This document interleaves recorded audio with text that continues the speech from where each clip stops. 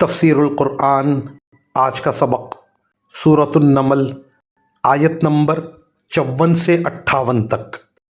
اعوذ باللہ من الشیطان الرجیم، بسم اللہ الرحمن الرحیم۔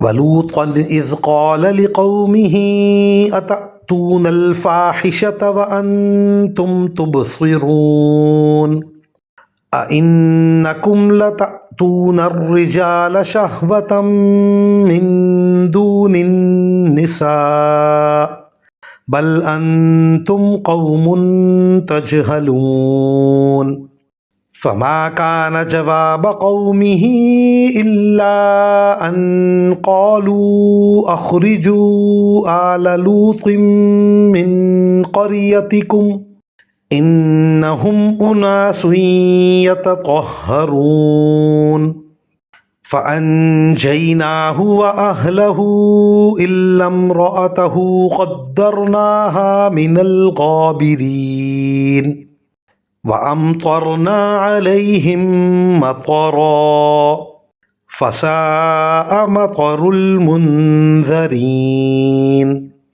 ترجمہ: اور ہم نے لوط کو پیغمبر بنا کر بھیجا جبکہ انہوں نے اپنی قوم سے کہا تھا کہ کیا تم کھلی آنکھوں دیکھتے ہوئے بھی بے حیائی کا یہ کام کرتے ہو؟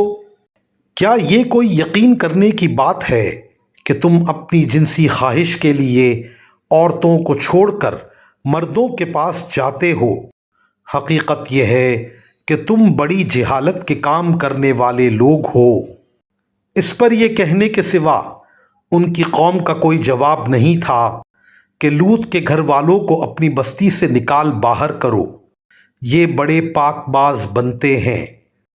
پھر ہوا یہ کہ ہم نے لوط اور اس کے گھر والوں کو بچا لیا سوائے ان کی بیوی کے، جس کے بارے میں ہم نے یہ طے کر دیا تھا کہ وہ پیچھے رہ جانے والوں میں شامل رہے گی، اور ہم نے ان پر ایک زبردست بارش برسائی، چنانچہ بہت بری بارش تھی جو ان لوگوں پر برسی جنہیں پہلے سے خبردار کر دیا گیا تھا۔ وآخر دعوانا ان الحمد للہ رب العالمین۔